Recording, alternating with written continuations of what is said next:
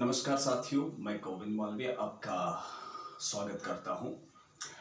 पहली बार जो इस वीडियो पर हैं उनके लिए बता दूं कि हम भारत के इतिहास का समग्र अध्ययन यानी संपूर्ण अध्ययन कर रहे हैं और इस सीरीज के अंतर्गत हम शुरू से लगाकर अब तक सारा कुछ एक एक बारीकी के साथ में देख रहे हैं, जो कंपटीशन के हिसाब से काफ़ी महत्वपूर्ण है। इस सीरीज को देखने के बाद में आप छोटे से लगाकर बड़े लेवल का एग्ज़ाम सारे क्रैक कर सकते हैं। तो अगर आपको पिछले वीडियो देखने हैं तो आप प्लेलिस्ट में जाकर ज़रूर देखें और सारा कुछ उसमें वर्णन है। इतिहास एक क्रमबद्ध चलने वाला विषय है। अगर आप क्रमबद्ध देखेंगे तो आपको बेहतर समझ में आएगा। पिछले वीडियो में हमने चर्चा की थी गुप्त साम्राज्य के बारे में, और गुप्त साम्राज्य में हमने चर्चा की थी सम्राट समुद्रगुप्त के बारे में। देखिए, मैंने इनके लिए सम्मानजनक शब्द सम्राट लगाया है, लेकिन इतिहास का लगाने से बचते हैं। मेरा बस चले तो इनके नाम के आगे मैं महान शब्द जोड़ दूं। और वैसे अगर मेरी नज़र में देखा जाए तो हिंदुस्तान में जो महान सम्राटों की अगर लिस्ट अगर मैं बनाऊं तो उसमें सम्राट समुद्रगुप्त का नाम ज़रूर आएगा और इनके अलावा चंद्रगुप्त विक्रमादित्य का नाम ज़रूर आएगा। लेकिन इन दोनों के ही नहीं लगाया गया और बाकियों के लगाया गया, पता नहीं क्यों। आप खुद ही डिसाइड करके बता देना कि वास्तव में जो मैं कह रहा हूँ वो सच है या गलत है। देखिए, सम्राट समुद्रगुप्त जिनका समय है 350 ईस्वी से 375 ईस्वी, इनका शासनकाल है मात्र 25 वर्ष। पिछले वीडियो में मैंने बताया था कि सम्राट समुद्रगुप्त का जो साम्राज्य है वह बहुत ही विशाल था और इनके इतिहास को जानने के लिए हमारे पास में प्रमाण जो है वह राजनीतिक इतिहास को जानने का एकमात्र प्रमाण मौजूद है, वह है प्रयाग प्रशस्ति, जिसकी चर्चा हमने पिछले वीडियो में की थी। ठीक है, सम्राट समुद्रगुप्त ने जो विजय अभियान किया था उसका आधार जो हमारा है वह है प्रयाग प्रशस्ति। हालांकि प्रमाण तो बहुत सारे हैं, लेकिन इतिहासकार कहते हैं कि प्रमाण सिर्फ प्रयाग प्रशस्ति है। प्रयाग प्रशस्ति हरिशेन ने लिखा था। मैंने पिछले वीडियो में आपको बताया था इनके महासांध्य विग्रह हरिशेन थे, उन्होंने प्रयाग प्रशस्ति की रचना की थी। प्रयाग प्रशस्ति वर्तमान इलाहाबाद के अंदर यानी प्रयागराज के अंदर है। जब ये पहले मौजूद थी वह कौशाम्बी में थी। ठीक है, मैंने बताया था आपको कि महाराज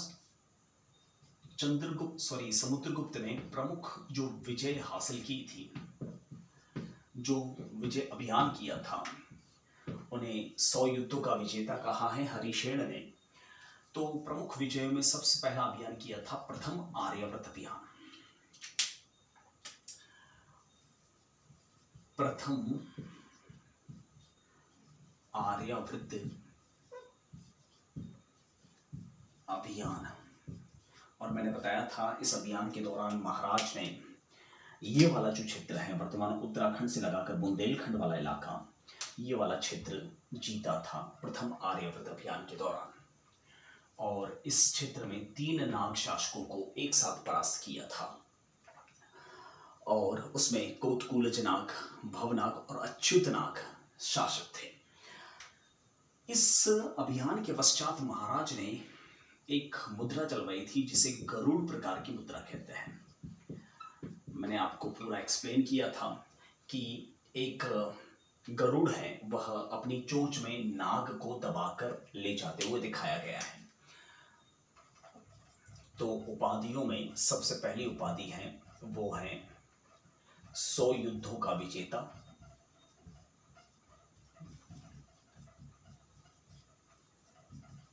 और दूसरी उपाधि है परम भागवत। परम भागवत यानी विष्णु का अवतार, और विष्णु का वाहन गरुड़, और गरुड़ चोंच में नाग को दबाकर ले जाते हुए दिखाया गया है। पूरा एक्सप्लेन किया था सिक्के को, उससे वेरीफाई होता है कि वास्तव में महाराज ने यह विजय हासिल की थी। उसके बाद में हमने चर्चा की थी द्वितीय दक्षिणापथ विजय की, और दक्षिणापथ विजय के दौरान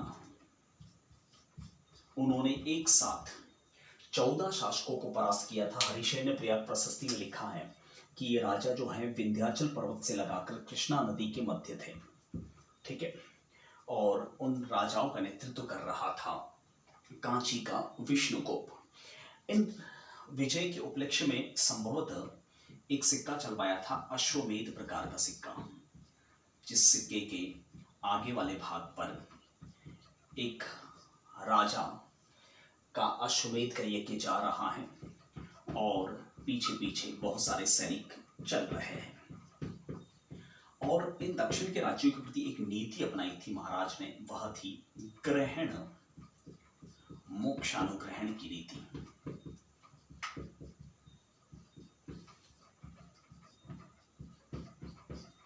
ठीक है, यानी राज्यों को ग्रहण करना, फिर मुक्त करना और फिर उनसे कर ग्रहण करना। देखिए, एक साथ एक एक राजा को नहीं, 14-14, 15-15 राजाओं को, 13-13 राजाओं को एक साथ मारते थे। देखिए, उसके बाद में महाराज समुद्रगुप्त का नेक्स्ट अभियान है, वह है द्वितीय आर्यावर्त अभियान। आज की क्लास की चर्चा यहां से शुरू होगी। एक बात सोचिए, जब महाराज समुद्रगुप्त ने, मैं बार बार चंद्रगुप्त ही नाम याद आ रहा है क्योंकि फिलहाल वो मेरे दिमाग में घुसे हुए हैं। महाराज समुद्रगुप्त ने प्रथम आर्यावर्त अभियान किया था, तो फिर द्वितीय आर्यावर्त अभियान करने की जरूरत कहां पड़ी? देखिए, कल वाला वीडियो याद कीजिए, आपको अगर देखा है तो आपको पता होगा। देखिए, मैंने कहा था कि ये वाला जो साम्राज्य है वो तो उनके पिता चंद्रगुप्त के समय से पहले से गुप्त साम्राज्य के अधीन था, और पाटलिपुत्र से दक्षिण भारत में कंट्रोल करना इतना आसान नहीं था उस जमाने में, 350 ईस्वी से 375 ईस्वी के मध्य। और उस जमाने में इतने संसाधन भी नहीं थे, इसलिए नीतियां भी कितनी शानदार चलाते थे, ग्रहण मोक्षानुग्रहण, यानी राज्यों को ग्रहण करो, फिर मुक्त करो और फिर उनसे कर ग्रहण करना, यानी कुल मिलाकर एक तरह से इनडायरेक्ट रूप से अपने अधीन बनाना, सीधे शासन नहीं। ठीक है, सीधे शासन नहीं करना। क्यों ऐसा संभव है? देखिए, आप थोड़ा सा विचार कीजिए जरा कि महाराज ने प्रथम आर्यावर्त अभियान जब कर ही लिया था तो उनको द्वितीय आर्यावर्त अभियान करने की जरूरत कहां पड़ी? मतलब साफ है कि जब वो दक्षिण गए होंगे तब उत्तर की स्थिति खराब हो चुकी थी। जब वो दक्षिण गए थे तब उत्तर की स्थिति खराब हो चुकी थी, इसलिए महाराज को द्वितीय आर्यावर्त अभियान करना पड़ा। इसलिए तो मैंने कहा था, इतने बड़े भूभाग पर एक साथ कंट्रोल रखना उस जमाने में आसान नहीं था, इसलिए इनको शानदार नीतियों का परिचायक, एक अच्छा सम्राट, एक अच्छा प्रशासक भी कह सकते हैं। देखिए, दुनिया में विजेता तो बहुत हुए हैं, विजेता तो बहुत हुए हैं, युद्ध बहुत सारों ने लड़े हैं, लेकिन अच्छे शासक बहुत कम हुए हैं। कैसे देश को चलाना है वह भी एक राजा की रणनीति है, जो इनमें विजय के साथ भी दिखाई पड़ रही है। ठीक है, फिर भी इतिहासकार कहते हैं कि हरिशेन के आधार पर हम इन्हें कैसे बड़ा सम्राट मान लें। देखिए, महाराज ने द्वितीय आर्यावर्त अभियान में 13 नाग शासकों को परास्त किया था। महाराज ने इस अभियान के दौरान 13 नाग शासक हराए थे, और उन नाग शासकों में 3 नाम वही रिपीट कर रहा है हरिशेन, जो पहले प्रथम आर्यावर्त अभियान में किए थे। ठीक है, नाम बताया था, कोतकुलज नाग, भवनाग और अच्युत नाग। द्वितीय आर्यावर्त अभियान में दोबारा लिखे, यानी जो मैं शक कर रहा हूं कि दक्षिण वो गए थे तब उत्तर की स्थिति असंतुलित हो गई थी, यानी विद्रोह हो गया था, इसलिए वापस उन तीनों को भी 10 के साथ हराना पड़ा। कुल मिला के 13 नाग शासक है। तो उसमें कोतुर, कूलजनाग, भवनाग, अच्युतनाग, गणपति नाग, देवनाग जैसे शासकों को, 13 शासकों को एक साथ परास्त किया महाराज समुद्रगुप्त ने। और यह उनका तीसरा सैनिक अभियान था जो इस पूरे इलाके में चला। और इस बार महाराज ने, देखिए इतिहासकार कहते हैं कि इसका प्रमाण जो है सिर्फ प्रयाग प्रशस्ति है।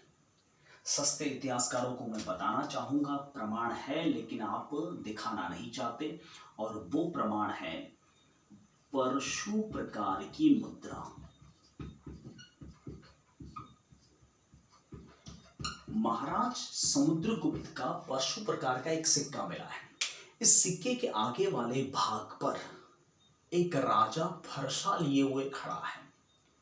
ठीक है, एक राजा फरसा लिए हुए खड़ा है।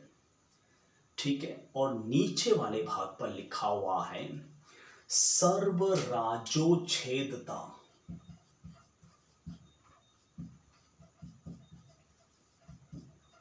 यानी सारे राजाओं का नाश करने वाला समुद्रगुप्तस्य जयतो वर्जितम, यानी समुद्रगुप्त की जय हो। मतलब ये एक उनकी और उपाधि जुड़ गई, सर्वराजोच्छेदता। और पीछे वाले भाग पर वही पद्मासना लक्ष्मी जो गुप्त साम्राज्य की पहचान है, हर सिक्के में मिलती है पद्मासना लक्ष्मी मैया। और नीचे वही लिच्छवाय दौहित्र से लिखा हुआ है, यानी लिच्छवियों का दौहिता स्वयं को मानते हैं, और इनके पिता लिच्छवी गोत्र से लिखवाते हैं सिक्कों में। ठीक है, तो प्रमाण हो गए आपके सामने। जैसे उत्तर आर्यावर्त को, जैसे भगवान परशुराम ने, परशुराम कहते हैं उनको, परशुराम ने क्षत्रिय विहीन किया था, वैसे ही उत्तर आर्यावर्त को महाराज समुद्रगुप्त ने नाग विहीन किया। ठीक है, और इन राज्यों के प्रति जो नीति चलाई थी वह नीति थी प्रसभोद्धरण, यानी समूल नाश। ठीक है, तो ये था इनका द्वितीय आर्यावर्त अभियान। ठीक है, अब बात कर लेते हैं महाराज समुद्रगुप्त के नेक्स्ट अभियान की। और नेक्स्ट जो इनका सैनिक अभियान है वह है आटविक विजय। आटविक मतलब जंगली जातियां। आटविक विजय में किन किन राजाओं को इन्होंने हराया ये हरिशेन ने नहीं लिखा है। ठीक है, लेकिन स्थान जरूर लिखा है हरिशेन ने, और वो स्थान हरिशेन ने बताया है आटविक राज्यों का, वह है विंध्याचल और सतपुड़ा के मध्य वाला क्षेत्र। मतलब साफ है, आपको भी पता होगा कि विंध्याचल और सतपुड़ा के मध्य वाला क्षेत्र शुरू से लगाकर अब तक जंगली जातियों का क्षेत्र है। ठीक है, और यहाँ घने जंगल भी हैं, आज भी नक्सल यहीं पर है। ठीक है, और इन आटविक राज्यों के प्रति महाराज समुद्रगुप्त ने विजय हासिल की थी, और इस विजय का प्रमाण कहते हैं सस्ते इतिहासकार की प्रयाग प्रशस्ति है, इसलिए हम नहीं मानते।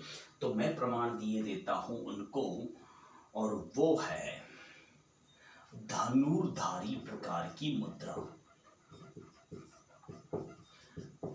इस मुद्रा के अग्र वाले भाग पर, आगे वाले भाग पर एक राजा जंगल में धनुष बाण लेकर घूमते हुए दिखाया गया है। ठीक है, और उसके नीचे वाले भाग पर महाराजाधिराज समुद्रगुप्त से जयतो वर्जितम लिखा हुआ है, पीछे वही पद्मासना लक्ष्मी। देखिए पद्मासना लक्ष्मी कल भी मैंने बताया था, यानी वैष्णव धर्म के पूजक थे और स्वयं को परम भागवत कहते हैं, यानी विष्णु को पूजते थे। दूसरी बात, इस सिक्के के नीचे वाले भाग पर पीछे जो पद्मासना लक्ष्मी है उसके नीचे वाले भाग पर जो है वह लिच्छवाय दौहित्र से लिखा हुआ है। ठीक है, इन राज्यों के प्रति जो नीति चलाई थी वह हरिशेन ने लिखी है, और वो है परिचारकीकृत, चारकीकृत। इनको समूल नाश किया, क्योंकि यहां तो कंट्रोल रखा जा सकता है, यहाँ कंट्रोल रखना मुश्किल है, इसलिए नीति क्या है, ग्रहण मोक्षानुग्रहण, यानी ये सिर्फ टैक्स देंगे। और इनको क्या बनाया, सेवक बनाया, परिचारक बनाया। ठीक है। उसके बाद में सम्राट समुद्रगुप्त ने जो नेक्स्ट सैनिक अभियान किया था, वो सैनिक अभियान किया था पर्यंत अभियान। पर्यंत यानी सीमांत अभियान। और ये पर्यंत विजय जो थी वह थी वर्तमान नेपाल से लगाकर कामरूप प्रदेश यानी असम वाले क्षेत्र में थी। ठीक है। और इसमें करीब 6 शासकों को एक साथ परास्त किया था। और 6 शासक में नाम भी लिखे हैं राज्यों के। कामरूप यानी वर्तमान जो कामरूप है वह असम कहलाता है। डवाक, खरपरिक, काक, सनकानिक जैसे नाम बताए हैं जो नेपाल और इस इलाकों में बताए हैं इतिहासकारों ने। और इस अभियान के प्रति जो है प्रमाण के तौर पर कोई सिक्का अब तक नहीं मिला है। ठीक है। लेकिन नीति का उल्लेख जरूर किया है। और वो नीति थी इनकी, वह थी सर्वदानाज्ञाकरण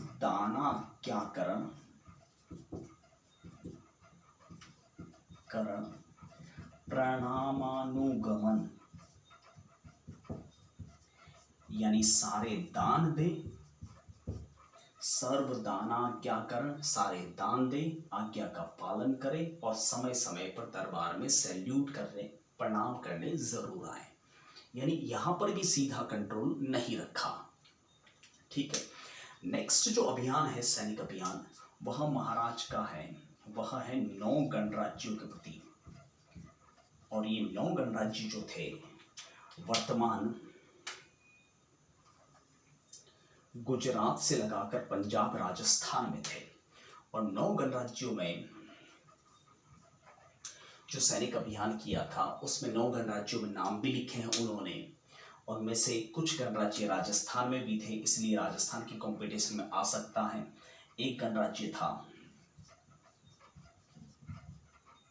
राजस्थान, पंजाब और गुजरात और हरियाणा में। ठीक है। और राजस्थान में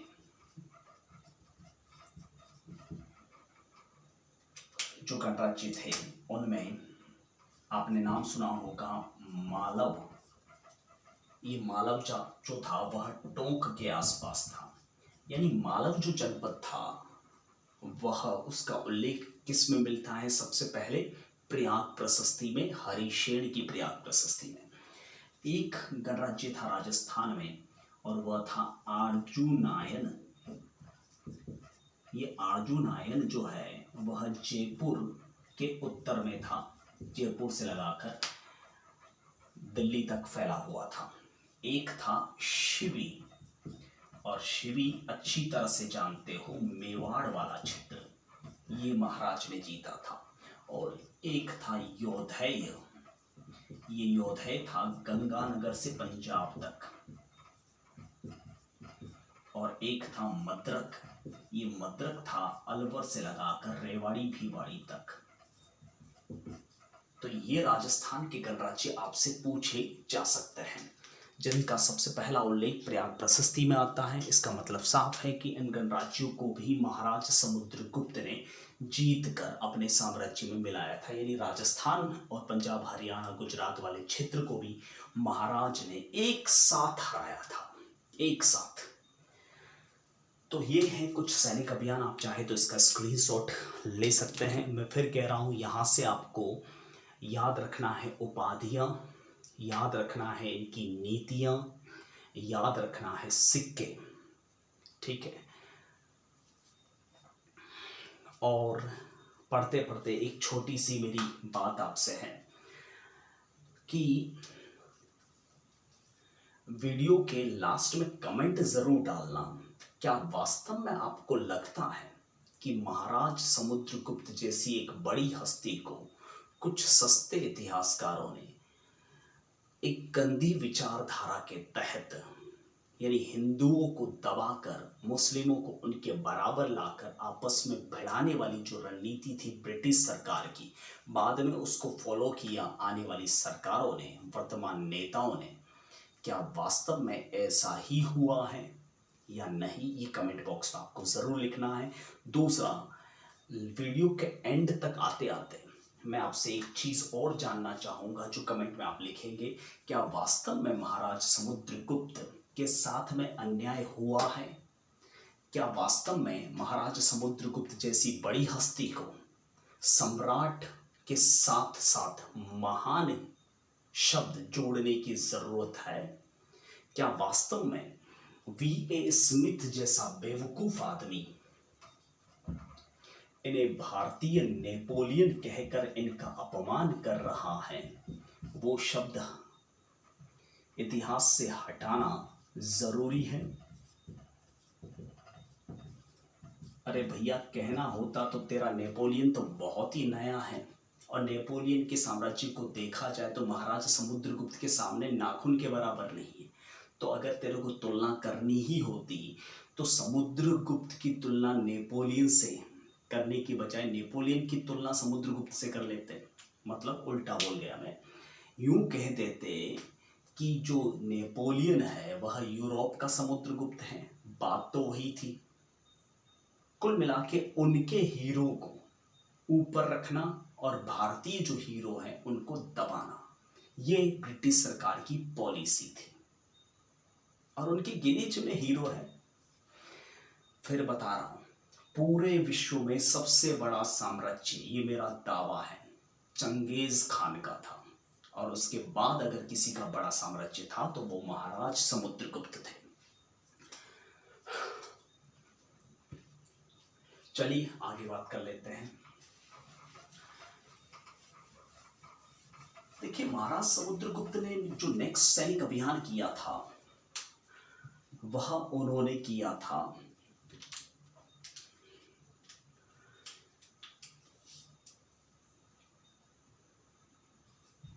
विदेशी राज्यों के प्रति।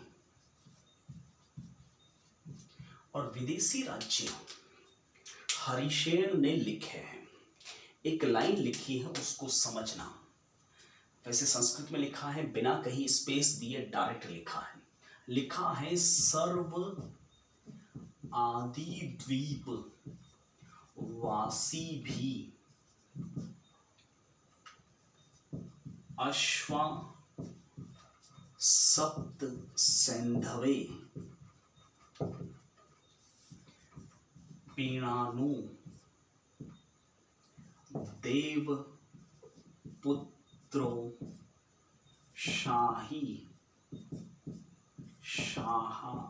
शाहानुशाही मुरुंडे ताम्र पर्णे मलद्वीपे चंपे सुवर्ण भूमे जर्टो विज्यते कन्योपनयन सदा वर्जते। ये पूरी एक मेडल लाइन है प्रयाग प्रशस्ति की। इस लाइन को समझते हैं। सर्व आदि द्वीप वासी भी, यानी सारे द्वीपों का स्वामी, अश्वा यानी घोड़े, सप्त सिंधवे यानी 7 सिंधुओं का, यानी 7 नदियों का, जो पंजाब में 5 नदियां और इसके अलावा सरस्वती नदी, घग्गर नदी और सिंधु नदी। सप्त सिंधवे पीणानु यानी उनके घोड़े 7 सिंधुओं का पानी यानी 7 नदियों का पानी पीते थे। देवपुत्रो शाही शाहानुशाही, ये कुषाणों से लगाया गया है, यानी कुषाणों का राज्य यहाँ था, यानी ये वाला क्षेत्र भी कहीं न कहीं उन्होंने जीता था। ठीक है। मुरुंडे मुरुंड, शक मुरुंड को कहा जाता है, ये वाले सारे क्षेत्र। ताम्रपर्णे यानी श्रीलंका को कहा जाता है, ठीक है। मलद्वीपे मालदीव को कहा जाता है। चंपे इंडोनेशिया को कहा जाता है। सुवर्ण भूमि यानी चंपे जो है मलेशिया को कहा जाता है। सुवर्ण भूमि इंडोनेशिया को कहा जाता है। जर्टो, जर्टो मतलब जाट, गुप्तों को जाट माना जाता है। विजयते यानी जाटों ने विजय किया और सामने वाले ने क्या किया, कन्याओं को उपहार देकर उनकी सदा जयकारे लगाए। इससे साबित होता है कि महाराज समुद्रगुप्त ने देवपुत्र शाही,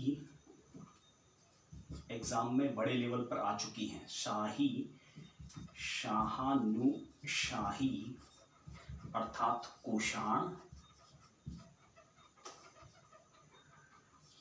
मलद्वीप यानी मालदीव, ताम्रपर्णी यानी श्रीलंका, सुवर्ण भूमि अर्थात इंडोनेशिया, चंपा यानी मलेशिया,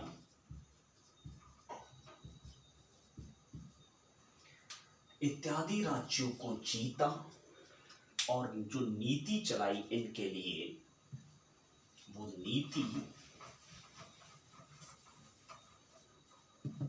जो थी वह हो जाएगी कन्योपनयन, यानी कन्याओं को उपहार के रूप में दो, यानी लड़कियां इनके साम्राज्य में ब्याओ। देखिए इतने सारे राज्यों को जीता। इतिहासकार कहते हैं हरिशेन झूठ बोल रहा है, एक ही प्रमाण है।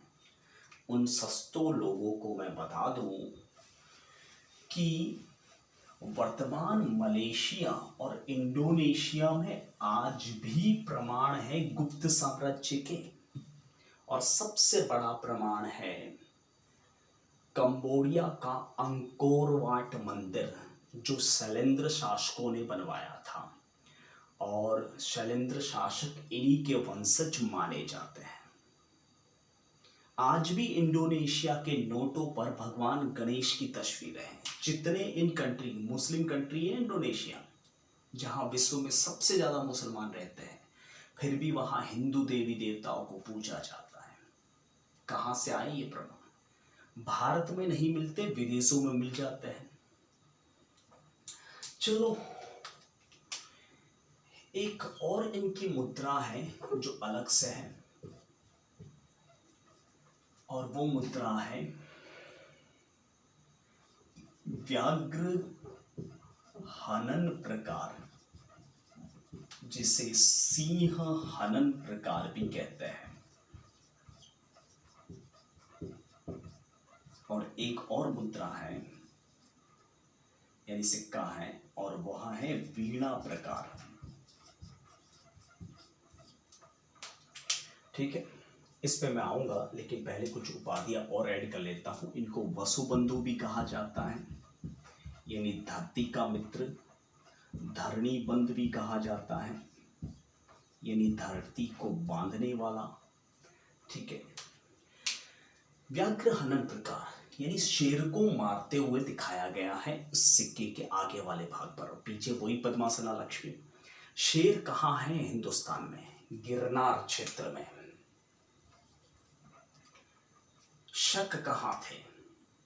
गिरनार क्षेत्र में। ठीक है, यानी हो सकता है ये मुद्रा उन्होंने शकों के लिए चलाई हो। शेर से लड़ते हुए दिखाया गया है, यानी शकों से ये लड़े जरूर थे, लेकिन उनको पूर्णतः हरा नहीं पाए थे। और शकों को हराने वाला कौन है? शकारी, यानी शक का अरी, इनका बेटा चंद्रगुप्त विक्रमादित्य, चंद्रगुप्त द्वितीय, यानी शकों को परास्त किया चंद्रगुप्त विक्रमादित्य ने। उनकी भी इसी प्रकार की थोड़ी मिलती जुलती मुद्रा है, उनके टॉपिक में मैं बताऊंगा। एक मुद्रा है इनकी पलंग पर इनको लेटे हुए वीणा बजाते हुए दिखाया गया है, यानी ये अच्छे वीणा वादक भी थे। और मैं आपको बता दूं, भारतीय इतिहासकारों ने बड़े बड़े सम्राटों को सांस्कृतिक पदवियां देकर उनके इतिहास को सांस्कृतिक काल बताकर महान बताने की कोशिश की, उनकी विजय को दबाया गया। मैक्सिमम पुस्तकों में समुद्रगुप्त को एक अच्छा वीणा वादक बताया गया है। गाइड बुक में तो सिर्फ इसी बात की चर्चा होती है और कुछ हद तक उपाधियों की, ठीक है। और कोई ज्यादा टैलेंटेड है तो सिक्के भी बता देता है, ठीक है। यानी ये तो बात वही हुई कि बड़े बड़े सम्राटों को घुंघरू पहना के आपने बिठा दिया और जो घुंघरू के लायक थे उनको आपने हीरो बता दिया। समझ में नहीं आता कि पृथ्वीराज चौहान, जिनका समय 1177 से 1192 है, तराइन के युद्ध में गोरी से हारे, उनका इतिहास मिल जाता है। पृथ्वीराज चौहान 1177 से 1192 इतिहास मिल जाता है क्योंकि गोरी से हारे हैं, ठीक है। उनसे जस्ट पहले 1153 से 1163 ईस्वी जो एक बड़े सम्राट थे जिनका नाम था विग्रहराज चतुर्थ, उन्होंने बाहरी आक्रमणकारियों को बहुत बुरा मारा था। उनको इन्होंने क्या बताया, प्रमाण न होने का हवाला देकर ये बताया कि ये तो एक अच्छे साहित्यकार थे, संस्कृत पाठशालाएं बनवाई थी। थू है ऐसे विचारधारा पर। क्या लगता है दोस्तों, क्या जो मैंने कहा कि इनके नाम के आगे सम्राट ही नहीं महान जुड़ना चाहिए, क्या वो वास्तव में सच है? कमेंट भूलिएगा नहीं जो मैंने बीच में कहा था। क्या वास्तव में ये महान कहलाने लायक हैं? क्या वास्तव में इनके इतिहास को दबाया गया? कमेंट बॉक्स में जरूर लिखना। तो फिलहाल समुद्रगुप्त जैसे महान व्यक्तित्व को सलाम करते हुए मैं आपसे विदा लेना चाहूंगा। फिलहाल के लिए जय Hind, Vande Mataram, thank you, bye. Video को ज़्यादा से ज़्यादा लाइक करें, शेयर करें, कमेंट करें। ना पसंद आए तो अनलाइक करें, लेकिन फीडबैक ज़रूर देना चाहिए सभी को, ठीक है, ताकि उन्हें पता तो चले कि वास्तव में उन्हें यूट्यूब पर रहना चाहिए या नहीं रहना चाहिए। देखिए, आप फीडबैक नहीं देते ना, तो आपने देखा होगा अक्सर बहुत सारी सीरीज अधूरी छूट जाती है। क्यों? क्योंकि यूट्यूब पे जो आ रहा है वो चाहता क्या है कि आप उसकी प्रशंसा करें, और आप कुछ भी नहीं करते, न तो प्रशंसा न दुर्मान, तो वो आधे रास्ते छोड़ देता है उसको। अब आप सोचो कि अगर आपने अनलाइक किए ज़्यादा किसी को, तो इसका मतलब वो रहने लायक नहीं, तो कम से कम पता तो चले, कचरा खत्म तो हो। और अगर लाइक कर रहे हो तो उन्हें कॉन्फिडेंस तो आए कि भाई हाँ, वास्तव में जो फॉलो कर रहे हैं लोग, करना चाहिए। नाउ थैंक यू, बाय, जय हिंद, वंदे मातरम।